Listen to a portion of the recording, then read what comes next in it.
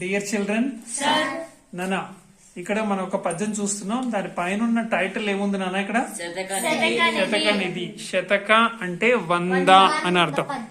100 పద్యాలు కలగాల్సిన దాన్ని శతక నిధి అని ఇక్కడ మనం పిలుస్తున్నాం అనమాట. ఓకేనా? అంటే ఆ 100 పద్యాల్లో ఇక్కడ మనం చూస్తున్న పద్యం కూడా ఒకటి. సో ఇది ఎవరు రాశారు? వేమన. తెలుసు కదా, ఫేమస్ పోయెట్ వేమన రాసిన పద్యం. ఎలా చెప్తున్నాం చూడండి. ఇక్కడ విశ్వదాభిరామ వినర వేమ, లాస్ట్ లో వేమ అన్నది ఇక్కడ కనపడుతుంది అనమాట. సో ఆయన చాలా సుప్రసిద్ధ కవి. సో ఆయన రాసిన ఒకానొక పద్యం గురించి ఈరోజు మనం ఇక్కడ చెప్పుకుంటాం. పద్యం ఏంటి? పశుల వన్నె వేరు పాలేక వర్ణమౌ పుష్పజాతి వేరు పూజయొకటి దర్శనంబు వేరు దైవంబు ఒక్కటే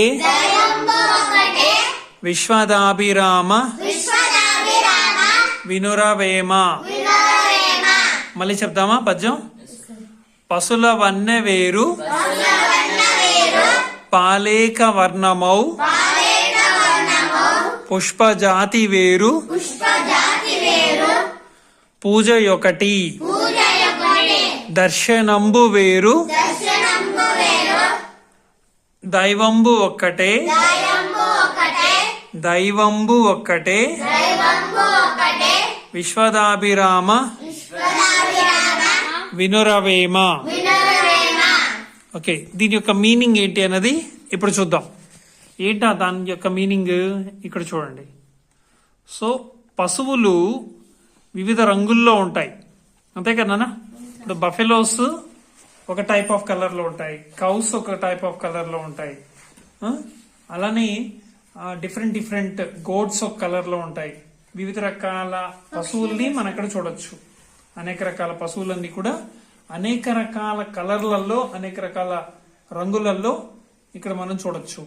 సో కానీ అన్ని పశువులు ఇచ్చే పాల రంగు ఎలా ఉంటుంది? వైట్ గానే ఉంటుంది. సో పశువు యొక్క వర్ణం వేరు, పశువు యొక్క కలర్ వేరే ఉండొచ్చు.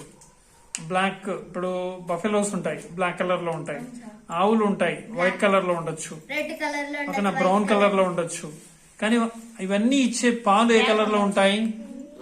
వైట్ కలర్ లోనే ఉంటాయి. అంటే పశువులు వేరైనప్పటికీ కూడా పాలు మాత్రం ఒక్కటే అన్నది ఇక్కడ గమనించవచ్చు.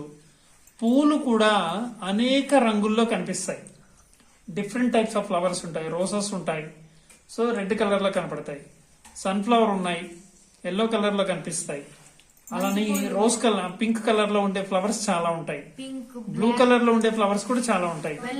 కానీ పూలు అనేక రంగుల్లో ఉన్నప్పటికీ కూడా భగవంతుడిని ఏ పూలతో పూజించినా కూడా, అంటే డిఫరెంట్ టైప్ ఆఫ్ ఫ్లవర్స్ ఉన్నప్పటికీ కూడా భగవంతుడిని, గాడ్ అనే పర్సన్ ని, ఏ గాడ్ అయినా కావచ్చు, మనం మనుషులుగా మనం రకరకాల గాడ్స్ గా మనం బిలీవ్ అవుతూ ఉంటాం. కానీ ఏ టైప్ ఆఫ్ పూలతో పూజించినా కూడా ఒక్కటే. ఓకేనా? సో భగవంతుడి యొక్క పరమార్థం కూడా ఎప్పుడు ఒకటే. ఏంటా పరమార్థం? భగవంతుణ్ణి భక్తులు విభిన్న రూపాల్లో పూజించిన, దర్శించిన, అర్థించిన భగవంతుడు మాత్రం ఒక్కడే. సో మనం అనేక రకాలుగా, కొంతమంది జీసస్ అంటున్నారు, కొంతమంది కృష్ణ అంటున్నారు, కొంతమంది అల్లా అంటున్నారు, కొంతమంది బుద్ధిస్ట్ అంటున్నారు. ఇట్లా రకరకాలుగా మనం పూజిస్తున్నాం. సో ఎవరు ఎన్ని రకాలుగా పూజించినప్పటికీ కూడా ఫైనల్ గా భగవంతుడు ఎప్పుడు కూడా ఒకటే, అంతే కదా? సో మనం అనుకుంటున్నాం, మనం వేరువేరుగా రకరకాలుగా మనం భావిస్తున్నామే తప్ప గాడ్ ఈస్ వన్. ఓకేనా? సో మనుషుల ఆలోచించే తీరును బట్టి ఒక్కొక్కరు ఒక్కొక్క విధంగా ఆలోచించడం అనేది చేస్తుంటారు. కొంతమంది రాముడిని ఇష్టపడతారు, కొంతమంది జీసస్ని ఇష్టపడుతూ ఉంటారు, కొంతమంది అల్లాని ఇష్టపడుతూ ఉంటారు. ఎవరు ఎలా ఇష్టపడినా కూడా భగవంతుడు ఎప్పుడూ కూడా మంచిని కోరుకుంటాడు, మంచి చేయడాన్ని కోరుకుంటాడు, ధర్మాన్ని కోరుకుంటాడు. ఓకేనా? సో కాబట్టి ఇక్కడ మనం తెలుసుకోవాల్సింది ఏంటంటే, మనం కూడా ఎప్పుడూ కూడా మంచికి దగ్గర అవ్వాలే కానీ చెడుక కాదు. ఓకేనా? సో అదే అంటున్నాడు ఇక్కడ, పశువులు వివిధ రంగుల్లో ఉంటాయి. అనేక రకాల పశువులు అనేక రకాల షేప్స్తో అనేక రకాల విధాలుగా అవి ఉంటాయి. కానీ అన్నీ కూడా ఇచ్చే పాల రంగు ఎలా ఉంటుంది? తెలుపుగానే ఉంటుంది. పూలు కూడా వివిధ రకాల మోడల్స్లో ఉంటాయి, వివిధ రకాల ఫ్లేవర్స్లో ఉంటాయి. ఓకేనా? వివిధ రకాల వాసనలతో కలిగి ఉంటాయి. కానీ ఏ పూలతో దేవుణ్ణి పూజించినా కూడా భగవంతుడు ఇష్టపడతాడు. అంతేకాని రోసస్తో పూజిస్తే ఒకలాగా, చామంతులతో పూజిస్తే ఒకలాగా ఏమైనా రియాక్ట్ అవుతాడా దేవుడు? ఏమన్నా కాదు కదా. ఏ పూలతో పూజించినా కూడా భగవంతుడు ఒక్కడే. అదే విధంగానే భగవంతుని భక్తులు విభిన్న రంగాల్లో విభిన్న రూపాల్లో పూజిస్తారు. కానీ భగవంతుని పూజించినా లేకపోతే అర్థించినా, ఓకేనా, ఆయన గురించి చాలా ఇష్టంగా పూజ చేసినా, సింపుల్గా ఒక చిన్న పువ్వు పెట్టి పూజ చేసినా కూడా భగవంతుడు ఒక్కడే అన్నమాట ఇక్కడ. ఓకేనా? అంటే మనం మనస్ఫూర్తిగా భగవంతుడిని పూజించాలే తప్ప అనేక రకాల యజ్ఞాలు యాగాలు లక్షలు ఖర్చు పెట్టి చేయాల్సిన అవసరం లేదు. ఇంకా చెప్పాలంటే మన మనసుల్లోనే భగవంతుడు ఉంటాడు. మనం చేసే ప్రతి మంచిలో కూడా భగవంతుడు ఉంటాడు. మనం చేసే పనులన్నింటినీ కూడా చూస్తూనే ఉంటాడు.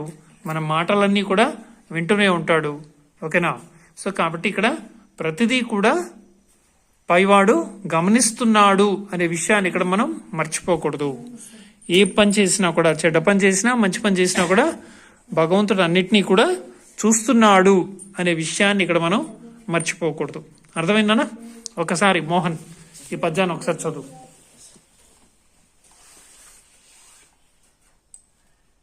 చదువు. పశుల వన్న వేరు పాలకే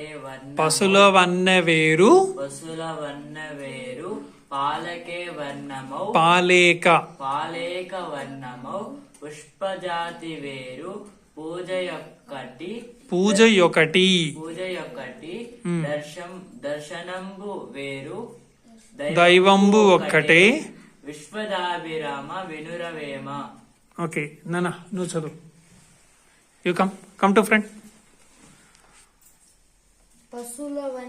దగ్గరికి రా, అక్కడ చూపించు, అక్కడ వేలు చూపించు. పశుల వన్నె వేరు పాలేక వర్ణమౌ పుష్పజాతి వేరు పూజ ఒకటి దర్శనంబు వేరు దైవంబు ఒక్కటే విశ్వదాభిరామ వినరవేమ. ఓకే, దాని మీనింగ్ ఏంటో చదువు. మీనింగ్ చదువు. పశువులు వివిధ రంగులలో ఉంటాయి. కానీ అన్ని పశువులు ఇచ్చే పాల రంగు మాత్రం తెలిపే. నీకు అర్థమైంది చెప్పు. అటు తిరిగి నీకు అర్థమైంది చెప్పు అందరికి. ఆవులు అన్ని రంగుల్లో ఉన్నా, ఆవులేనా? ఏ పశువు అయినా సరే, ఏ పశువు అయినా ఎన్ని రంగుల్లో ఉన్నా ఇచ్చే పాలు మట్టుకు తెలిపే. తర్వాత పూలు వివిధ రకాల పూలైనా దేవుని పూజ, అన్ని పూలు దేవునికి పూజ చేయొచ్చు. ఓకే, అదే విధంగానే భగవంతుడు తమ భక్తుల నుంచి ఏం కోరుకుంటాడు? మంచిని మాత్రమే కోరుకుంటాడు. కాబట్టి మనం కూడా ఏం గుర్తుపెట్టుకోవాలి ఇక్కడ? మంచి చేయడం అనేది గుర్తుపెట్టుకోవాలి. సదా మనం ఎప్పుడు ఎలాంటి పనులు చేయాలి? మంచి పనులు మాత్రమే చేయాలి. Okay, you can go. Noora అన్న, నూరా చదువు. అక్కడ చదువు, ఆ పద్యం చదువు. అన్నవాళ్ళు చదివారు కదా, చదువు. పైన టైటిల్ ఏంటి? టైటిల్ ఏముంది అక్కడ? టైటిల్ ఏముంది అక్కడ? శతక నిధి. పశుల వన్నె వేరు పాలేక వర్ణమౌ వర్ణమౌ పుష్పజాతి వేరు పుష్పజాతి వేరు పూజయొకటి పూజ పూజయొకటి పూజ యో యో యొకటి ఒకటి దర్శనంబు దర్శనంబు వేరు వేరు దైవంబు దైవంబు ఒక్కటే ఒకటే విశ్వదాభిరామ స్వదాని రామ వినురవేమ. వినుర వేమ. ఓకే ఓకే దాని మీనింగ్ ఏంటి చెప్పు అందరికి. దాని మీనింగ్ చెప్పు, అక్కడ ఉన్న వాళ్ళ అందరికీ చెప్పు. తిరిగి ఇట్లా చెప్పు, దాని మీనింగ్ ఏంటి చెప్పు. ఆవులకి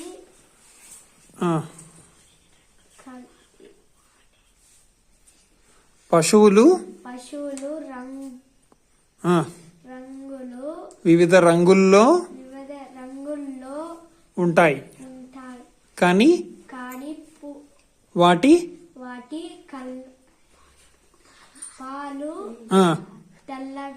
తెల్లగా మాత్రమే ఉంటాయి. ఓకే. పువ్వులు దేవుడికి రకరకాల పువ్వులు దేవుడికి రకరకాల పువ్వులు రకరకాల రంగుల్లో ఉన్నప్పటికీ కూడా ఏ పూలతోనైనా దేవుణ్ణి పూజించవచ్చు. అలానే భగవంతుడు భక్తుల నుంచి ఏం కోరుకుంటున్నాడు? మంచిని మాత్రమే కోరుకుంటాడు. మనము ఎంత ఖర్చు పెట్టి పూజ చేసామన్నది చూడ్డానమాట. సో ఇష్టంగా చేసామా లేదా, సో అది మంచి కోరుకుంటున్నామా లేదా, ఇలాంటి విషయాల్ని మాత్రమే భగవంతుడు చూస్తాడు. ఓకే, అర్థమవుతుందా? నెక్స్ట్ నూరా. పశువుల వన్నె వేరు పాలేక వర్ణమౌ పుష్పజాతి వేరు పూజయొకటి దర్శనంబు వేరు దైవంబు ఒకటే విశ్వదాభిరామ వినురవేమ. ఓకే, దాన్ని ఇంకొంచెం స్వీట్గా ఎలా చెప్పచ్చు అంటే, పశువుల వన్నె వేరు పాలేక వర్ణమౌ పుష్పజాతి వేరు పూజయొకటి దర్శనంబు వేరు దైవంబు ఒక్కటే విశ్వదాభిరామ వినురవేమ. ఓకే, అర్థమవుతుందా నాన్న? ఇలా మనం చెప్పచ్చు. ఓకేనా? అంటే అది మనం చెప్పేటప్పుడు దాంట్లో ఉన్న స్వీట్నెస్ని మనము చెప్పాలి. Okay, right. చెప్పు ఒకసారి మళ్ళీ చదువు పద్యం. పశుల వన్నె వేరు పాలేక వర్ణమౌ పుష్పజాతి వేరు పూజయొకటి దర్శనంబు వేరు దైవంబు ఒకటే విశ్వదాభిరామ వినురవేమ. ఓకే, దాని యొక్క తాత్పర్యం చదువు. పశువులు వివిధ రంగులలో ఉంటాయి, కానీ అన్ని పశువులు ఇచ్చే పాల రంగు మాత్రం తెలుపే. పూలు అనేక రంగులలో ఉంటాయి, కానీ భగవంతుణ్ణి ఏ పూలతో పూజించిన పూజ పరమార్థం ఒకటే. భగవంతుణ్ణి భక్తులు విభిన్న రూపాలలో పూజించిన దర్శించిన అర్థించిన భగవంతుడు మాత్రం ఒక్కడే. ఓకేనా? అర్థమవుతుందా? నువ్వు రాచినోడా? నువ్వు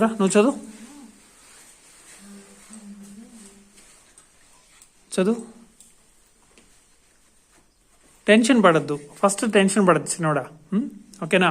అక్కడ ఏముంది? ఇక్కడ పా, ఇక్కడ నేను చూపిస్తున్నాను కదా, దీన్ని ఏమంటున్నానా? పా సా పా సు లా పశుల పశువులు అంటాం కదా నాన్న మనము. సో ఇక్కడ ఏమంటున్నాం, పశువుల అంటున్నాం. ఇక్కడ మనం పశువుల వా నే నా ఒత్తు వన్నె, పశుల వన్నె వేరు పాలేక వర్ణమౌ. ఓకే, పశుల వన్నె వేరు పాలేక వర్ణమౌ పుష్పజాతి వేరు పూజ ఒకటి. యో ఇది ఓకేనా, ఓ యో అనాలి దీన్ని. దర్శనంబు వేరు, నేను చెప్పినానా, దర్శనంబు దర్శనము దర్శనంబు దర్శనము వేరు వేరు దైవంబు దైవము ఒక్కటే. ఒకటే. విశ్వదాభిరామ విశ్వదాభిరామ వినురవేమ. వినురవేమ. అర్థమవుతున్నా? రైట్. ఇంకా ఎవరు చదువుతారు? ఎవరు చదవలేదు ఇంకా? రామా తను చదువు నాన్న. పశువుల వెన్న వేరు దగ్గరికి వెళ్ళు, కొంచెం ముందుకెళ్ళు. పలికే కాదు, ఫస్ట్ నుంచి చదువు. పశు పశుల వన్నె వేరు, పశువుల వెన్న వేరు పశుల పశుల వన్నె వేరు వన్న వేరు పాలేక వర్ణమౌ పాలేక వర్ణము పుష్పజాతి వేరు పుష్పజాతి వేరు పూజ ఒకటి. పూజ ఒకటి. దర్శనంబు వేరు దర్శనమ్మ వేరు దర్శనంబు దర్శనంబు దర్శనంబు వేరు దైవంబు ఒక్కటే. దైవంబు ఒక్కటే. విశ్వదాభిరామ విశ్వదాభిరామ వినురవేమ వినురవేమ వినురవేమ. వినురవేమ. Okay okay, what is the meaning నాన్న? దాని యొక్క మీనింగ్ ఏంటి? పశువులు వివిధ రంగుల్లో ఉంటాయి, కానీ ఎన్ని పశువులు ఇచ్చే పాలు రంగు మాత్రం తెలుపే. మాత్రం తెలుపు. పూలు పూలు అనేక రంగులలో ఉంటాయి, కానీ భగవంతుని ఏ పూలతో పూజించిన